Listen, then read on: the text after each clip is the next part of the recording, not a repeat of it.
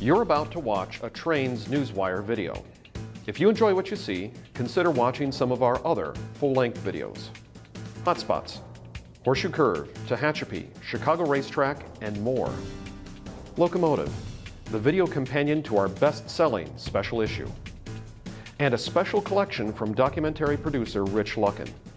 All these and more are available from our website, kalmbachhobbystore.com.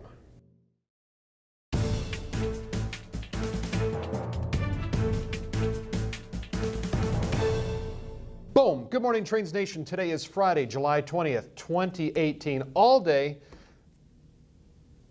Jim says until midnight. Okay. Until midnight. Good thing you said it for him since he's not here. Okay, sounds right. good. No, we're glad you could join us for another episode of Trains Newswire. I'm Steve Sweeney. And I'm Brian Schmidt. Yeah, so we got stories out there this week. We got some good ones too. Yeah, not just stories, good ones. Yeah, we got some good ones. Hey, the first thing I want to talk about, it's really a developing story that we didn't think would be this big, but it's getting huge. Durango and Silverton, Colorado. You've seen this, right? Such a narrow railroad for such a huge story. Yeah, well, first the fires came in June and torched the hillsides north of Durango up to Silverton, but not in Silverton, is my understanding. And then this past week, heavy rains, mudslides have covered the tracks. And crews are looking to clear those mudslides so that they can get train service back to Silverton. They'd curtailed it for much of June and parts of July, and then they were doing diesel-only trains, which were naturally shorter.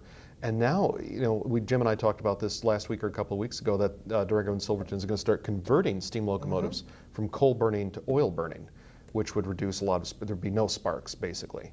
In a perfect world. In a perfect world. So basically no sparks compared to a coal burning locomotive, but just really, really out there. It's common, right? That you have a fire, it strips off everything that holds the hill together. The rain comes and puts out the fire, and then everything slides down. Yeah. That happened a couple years ago, or was it a year ago? Remember the fires by the surf liners? Yep, out in California. The and mudslides Cajon came Pass. and closed the highway, and then the surf liner was the only way in and out for a while. Well, not in and out, but it was the best way through the area. Correct. Yeah. Correct, yeah. So anyway, we got another story up on that on Friday morning from Justin Franz. Justin, thank you for this.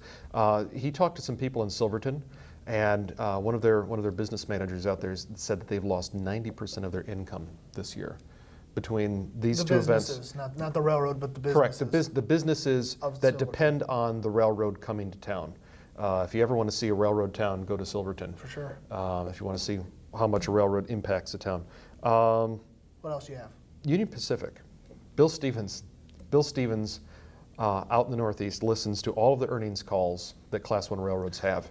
Steve, I woke up this morning and thought to myself, why can't Union Pacific be more like CSX? And then you would be just like a New York State Wall Street analyst who said basically, hey, Union Pacific, we see all these things that you do. Yeah, you're like a railroad, right? And there's this other railroad called CSX, and they've got a really low operating ratio. Why can't you do that? Like, your costs are really high. Like, why are they so high? Why don't you reduce your costs?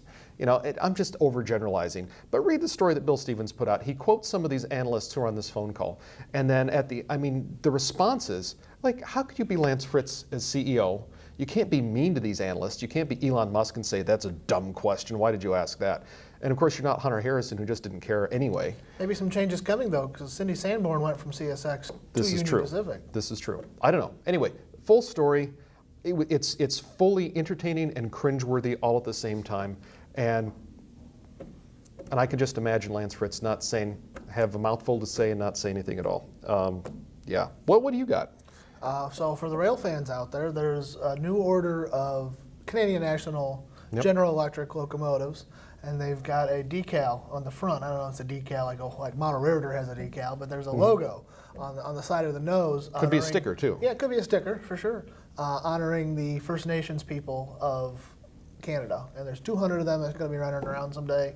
But the whole story is on Trains Newswire. I think Justin did it. Yeah, I think so. Yeah, go look for Justin's story. Yeah, we got a lot of Justin stories out there this week. That's good. What else you got? One other story I thought of. Well, there's a couple, I guess. I'll say quickly, the FRA is offering up more than $300 million in infrastructure grants for this round. So if you need money for your railroad, go find it.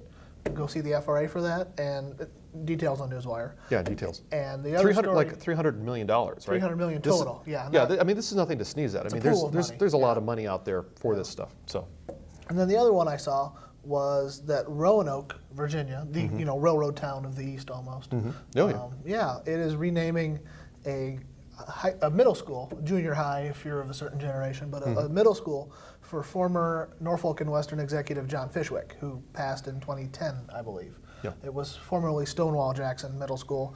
So there's a historic connection there, and they're shifting that over to the railroad history of Roanoke, and you can read more about that on Newswire. yeah, absolutely. Be sure to comment. A lot of other people have. A couple other things.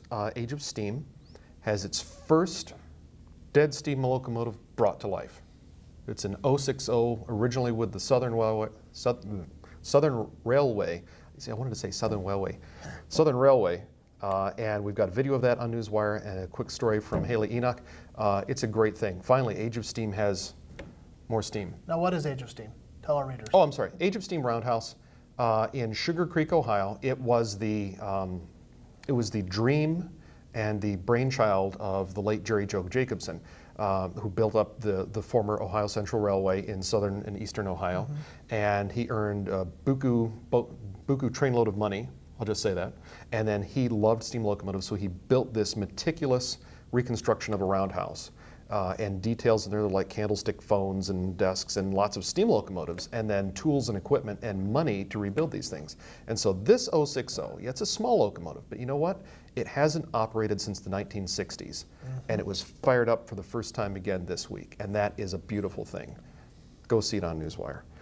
I went to the Midwest Association of Rail Shippers on Tuesday. How was your trip to Mars? It was really good. How was re-entry? It was a blast. There's 2 Mars meetings a year. We never get tired of these jokes. I know. And, but no, it was cool. We don't have to go to the moon to see Straight Talk. We can go straight to Mars. A few executives there, including Canadian National's Doug McDonald, who's Vice President of Bulk Products.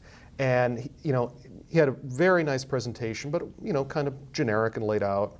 Just sort of, I don't want to say stiff, but just watered down for a general audience. And then in the question and answer period at the end, he said, well, we're going to have a new operating plan this year. You what?